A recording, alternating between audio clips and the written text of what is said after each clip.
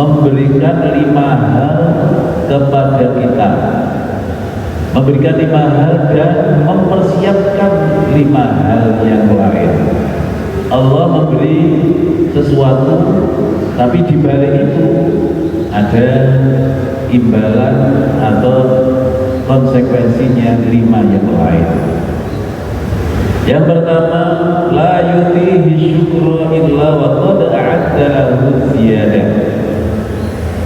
La yutihi ora maringi sapa Allah ing ahad asyukra ing syukur illa wa qad a'adda kejaba teman-teman wis nyiapne sapa Allah lahu maring ahad aziyadata ing tambahan.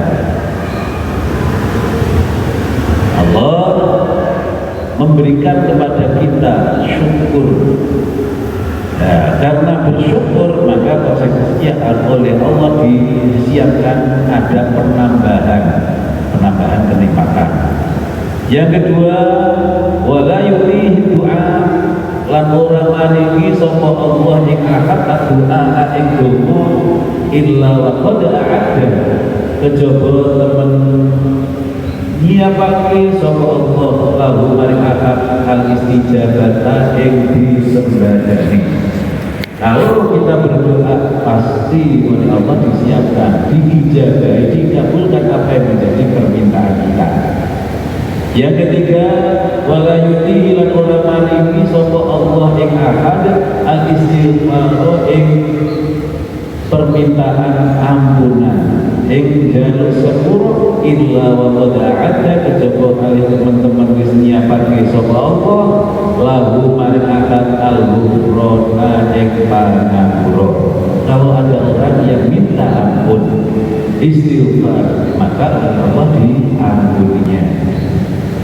Yang keempat, wala yutihi lan ora maringi sapa Allah ing akad atau bata ing taubat illa wa qad a'adda kejaba kali teman-teman wis nyiapne sapa Allah lalu kali akad al-qabula ing diterima tobaté.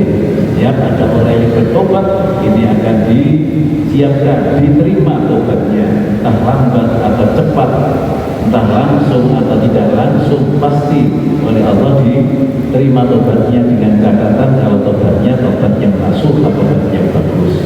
Yang kelima, wala yutihi lan ora maringi sapa Allah ing ahad as-sadaqata ing sedekah illa wa qad a'adda kejaba kali temen nyiapake sapa Allah lahu barakat atau kabula ing diterima. Para jamaah pengajian setelah maghrib yang kami muliakan, tadi yang dimaksud 5 hal. Jadi Allah Subhanahu wa taala telah memberikan kepada seseorang 5 hal. Kalau seseorang itu melakukan 5 hal, maka oleh Allah akan diberi 5 hal yang lain. Yang pertama yaitu bersyukur. Syukur adalah suatu nikmat yaitu menggunakan kenikmatan untuk sesuatu yang tak diciptakan untuk orang tersebut. Kita kalau bersyukur ini akan ditambahi dalam Al-Quran disebutkan in syakartum la azidannakum. Sungguh kalau kamu semuanya bersyukur atas nikmat yang aku berikan, atas nikmat yang telah diberikan oleh Allah kepada kalian, pasti akan aku tambahi kenikmatan yang kamu syukuri itu. Bersyukur itu kita harus benar-benar pandai-pandai belajar bersyukur, yaitu mensyukuri nikmat yang telah diberikan oleh Allah. Allah memberikan nikmat kepada kita ini banyak sekali, tidak bisa kita menghitungnya. Wa ta'udzu nikmatallah la tuhsuha.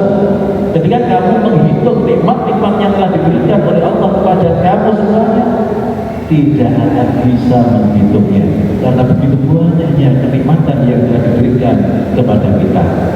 Baik itu nikmat yang kita ngerti, kadang-kadang ada nikmat yang kita tidak mengerti. Nikmat yang kita ngerti misalnya berupa harta benda, berupa kekayaan, berupa jabatan. Ini termasuk kenikmatan, amanat, kenikmatan yang telah diberikan oleh Allah.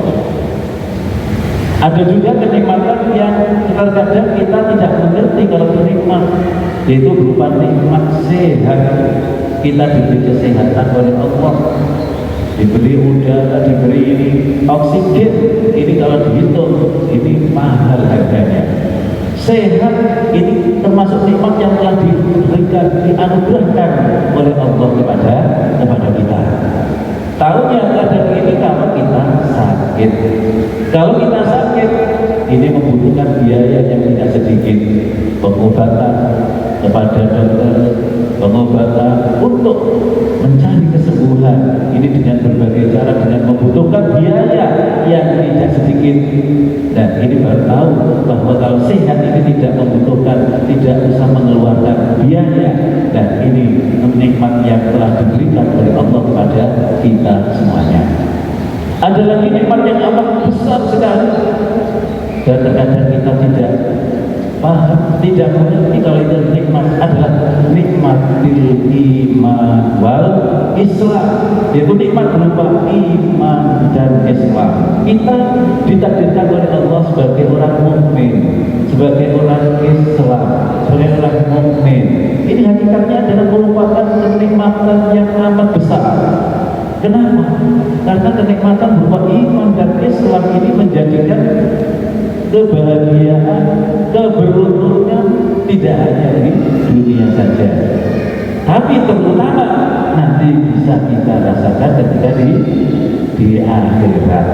Di alam akhirat nanti dengan kita mempunyai dasar iman, nikmat berupa Islam, ini kita bisa merasakan balasan dari apa yang telah kita lakukan, karena nikmat ini yang telah diberikan kepada kita semuanya.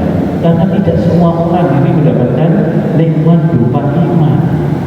Ya, suatu contoh, ya pada zaman Rasulullah, mereka ini tahu langsung menemui kepada Rasulullah, menangi Rasulullah, hidup bersama Rasulullah. Ini tidak semuanya masuk Islam, biar semuanya beriman. Ada malah juga keluarganya Abu Jahal, Abu Lahab ini masih tergolong tangannya, tapi karena tidak mendapatkan hidayah dari Allah, tidak masuk, tidak mempercayainya. Termasuk juga Abu Thalib yang merawat, yang mengasuh juga demikian.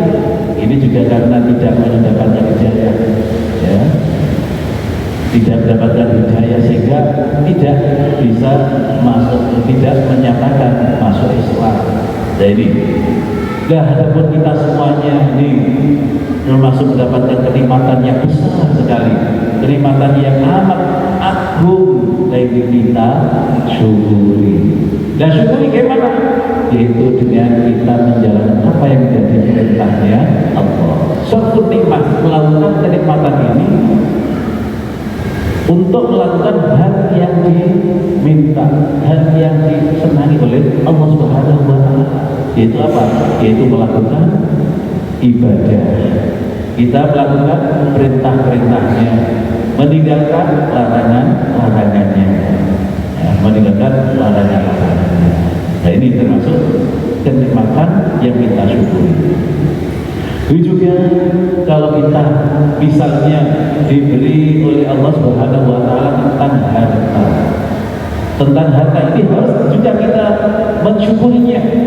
Nah, caranya untuk mensyukuri harta yang telah diberikan oleh Allah kepada kita, hendaknya kita ini kalau tentang harta ini tidak memandang ke atas, tidak menambah ke yang lebih tinggi, tapi harusnya kita ini memandang ke bawah, orang yang lebih rendah.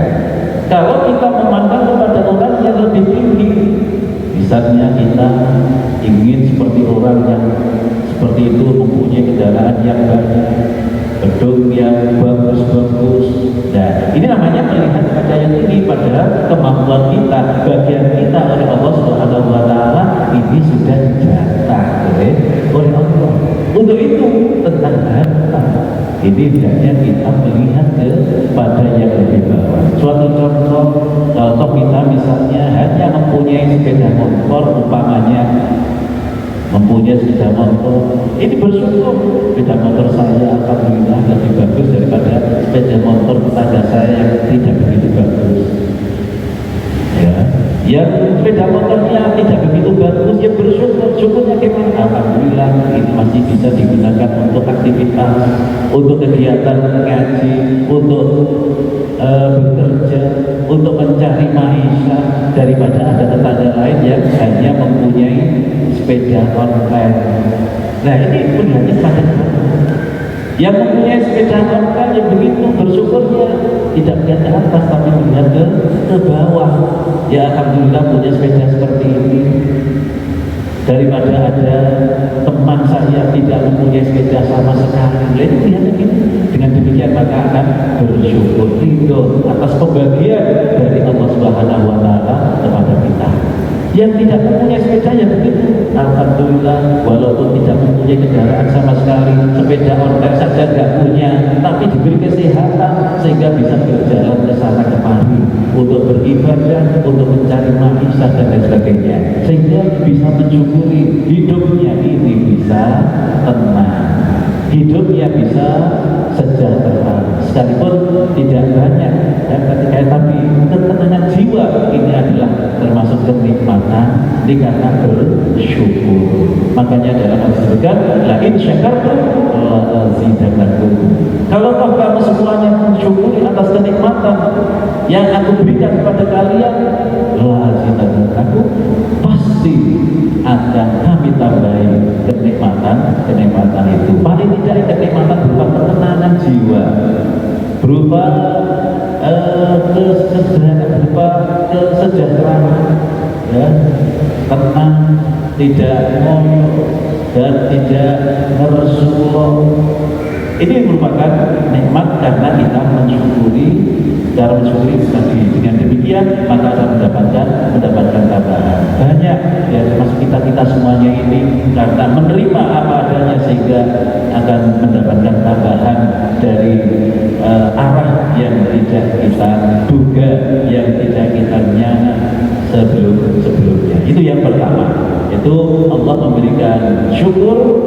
Kalau seseorang bersyukur, mensyukuri atas kenikmatannya, maka akan ditambah oleh Allah Subhanahu wa taala.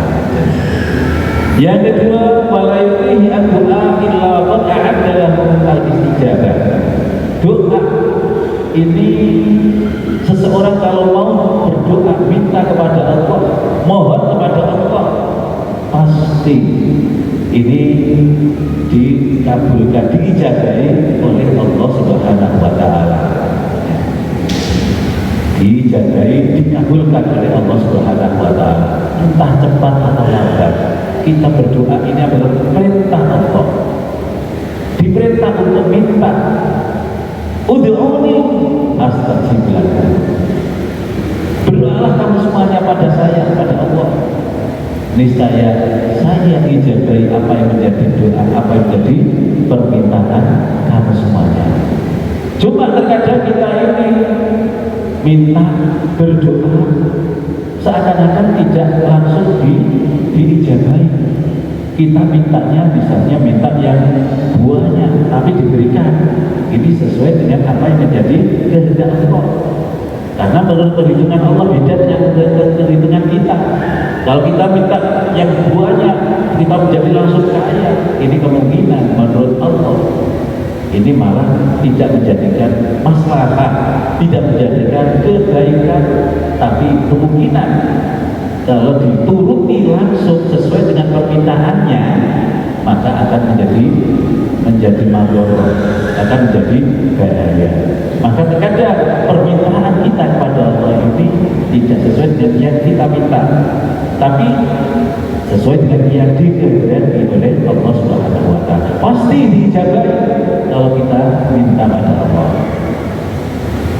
Paling tidak ijabahnya ini nanti itu di akhirat.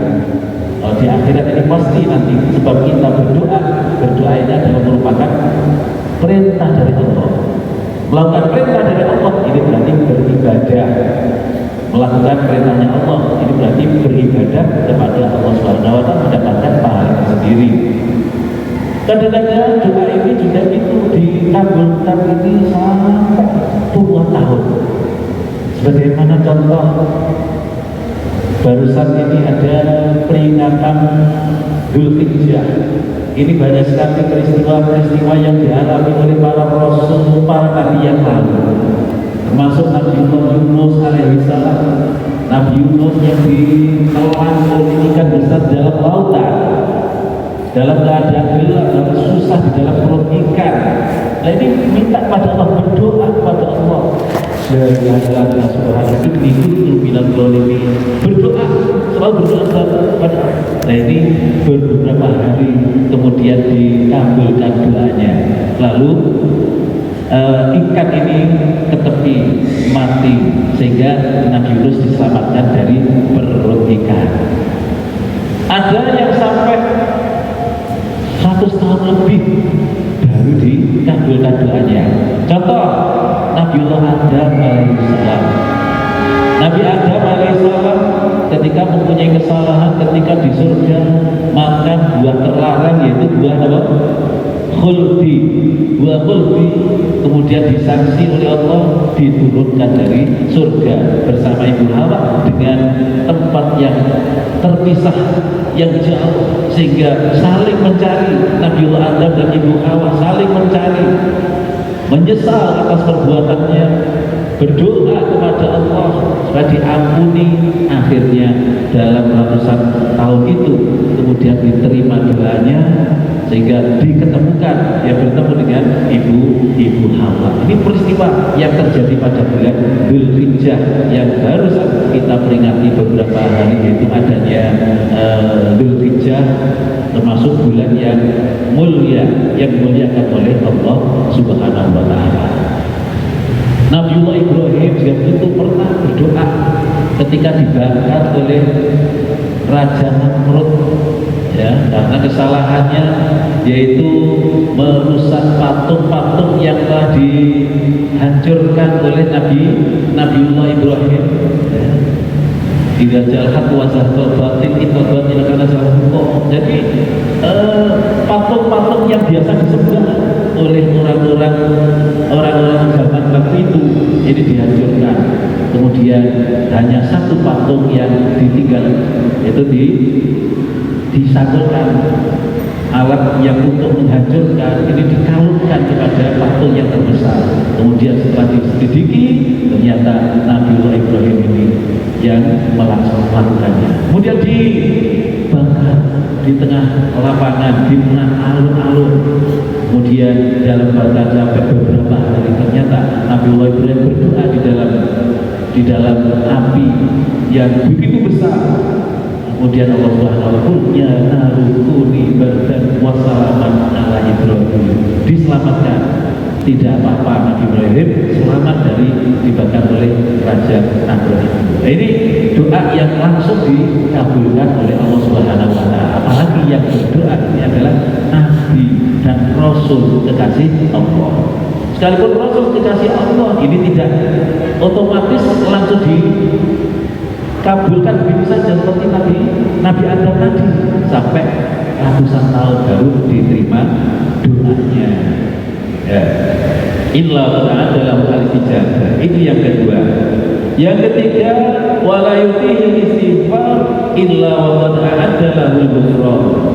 Setiap orang yang minta ampun, istighfar, maka oleh Allah Subhanahu wa taala itu diampuni oleh Allah Subhanahu wa taala. Ya, istaghfiru rabbakum innahu kana ghaffara. Perintah Allah, istaghfiru rabbakum. Hendaklah kamu semuanya minta ampun kepada Tuhan. Innahu, sungguh Allah Subhanahu wa taala Ghaffar, adalah Maha Pengampun. Apa yang kita lakukan, perbuatan dosa yang dilakukan oleh hambanya, oleh manusia sebesar apapun, ini kalau mau minta ampun, mau bertobat, ini akan diampuni oleh Allah Subhanahu wa taala. kita mengistighfar ini dianjurkan setiap saat, lebih banyak lebih baik, sehingga ketika kita setelah sholat fardu wiridan, ya, sebelum sholat fardu terkadang ujian, astagfirullah minal khotoya dan sebagainya, ini istighfar. Setelah sholat dia itu wiridan, astagfirullahaladzim, ya Allah saya minta ampun, alladzi la ilaha illa huwal hayyul qayyum.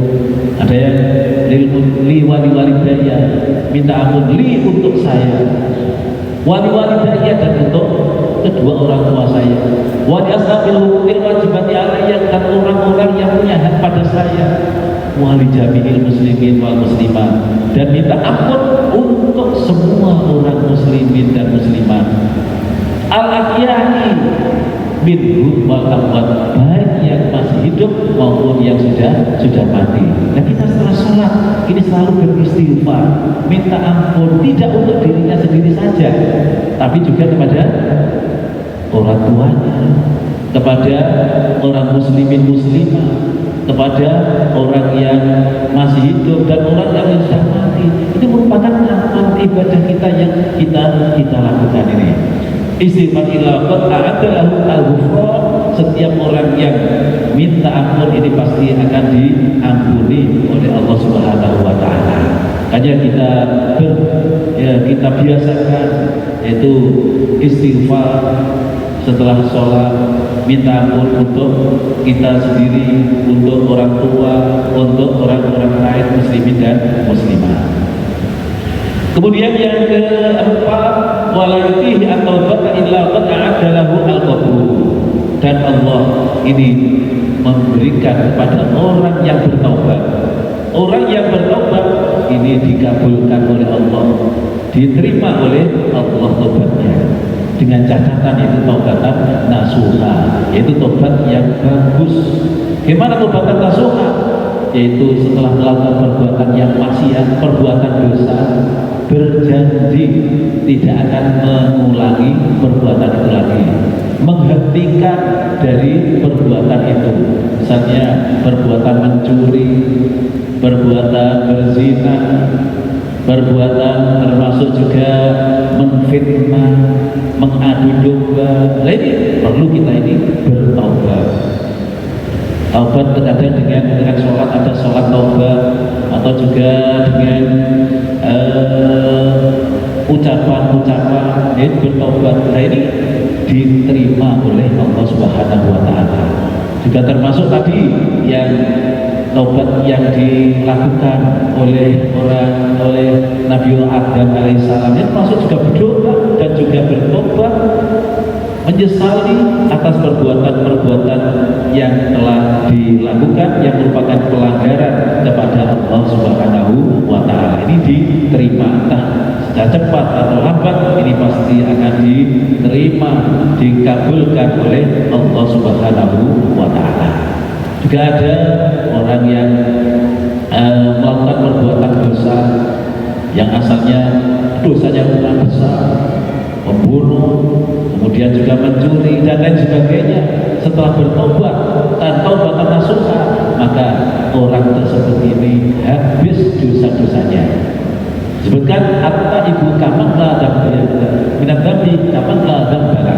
Atta ibu minat dambi, orang yang bertobat dari perbuatan dosa yang telah dilakukan, kaman la dambara, ini sama dengan orang yang tidak mempunyai dosa sama sekali. Ibaratnya telah dihapus, dibersihkan dari perbuatan dosa. Asalkan dosa ini bukan dosa yang besar, dosa syirik, dosa menyekutukan Allah dengan Tuhannya, menyekutukan Allah, menyembah berhala, menyembah matahari, menyembah patung. Nah, ini termasuk syirik, baik itu dengan perbuatannya atau ucapannya. Ini syirik, menyekutukan Allah dengan lainnya, ini yang tidak diampuni oleh Allah. Innallaha la yaghfiru an yushraka bihi wa yaghfiru ma duna dzalika liman yasha.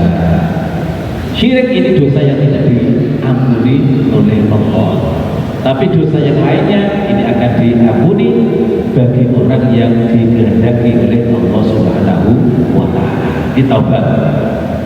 Kemudian yang kelima, wala yu'tihi as-sadaqah illa man a'adda lahu at-taqabbul. Orang yang bersedekah ini akan diterima, pasti diterima oleh Allah Subhanahu wa taala. Allah tidak memberikan orang sedekah tadi kecuali disiapkan, dipersiapkan oleh Allah, yaitu diterima sedekahnya itu. Sedekah fungsinya banyak sekali, sebagai amal sosial kepada masyarakat, kepada orang-orang yang berhak, ya, termasuk zakat, infak dan sedekah. Nah, bedanya kalau sedekah biasanya istilahnya untuk yang sunnah, kalau zakat ini merupakan kewajiban, sedekah, infak dan ini bisa tadfa'ul bala, bisa menolak musibah. Sebab sedekah ini bisa menolak bala, menolak musibah, menolak celaka. Ini sering terjadi seperti itu karena banyak sedekah sehingga aman, diberi keselamatan oleh Allah Subhanahu wa taala. Yang semestinya akan mendapatkan bencana, terkena musibah karena banyak sedekah, maka dihindari dari musibah itu tadi. Dan juga as-sadaqah tajlibul rizqa. Sedekah ini bisa menarik rezeki. Ibaratnya kalau orang bersedekah itu sama dengan orang yang mancing. Orang yang mancing ini umpannya sedikit, umpannya hanya sedikit, tapi mendapatkannya ini besar. Mancing ini paling dengan apa? Dengan umpan yang berupa cacing atau berupa makanan yang lain, kan kecil, tapi yang didapatkan adalah ikan. Ikan terkadang ya sedang, terkadang ya besar.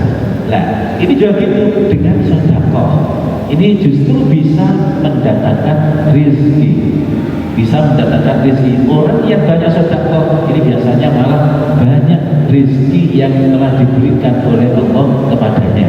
Karena itu, karena sudah mendapatkan biasanya ini karena sudah kebiasaan dari mereka yang dermawan, ya, bisa melihatnya di Jombang ini ada orang yang ahli sedekah.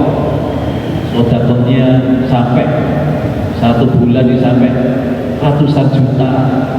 Tapi dengan sedekah yang banyak ini rezekinya malah melimpah-limpah, diberikan oleh Allah Subhanahu wa taala. Itulah 5 hal yang kalau kita melakukannya maka Allah akan mengabulkan, akan memberikan yang terbaik kepada orang tersebut. Para hadirin semuanya, semoga apa yang akan kami bicarakan, ilmu ini bisa membawa manfaat masyarakat kita semuanya. Amin ya rabbal alamin. Al-Fatihah. Amin.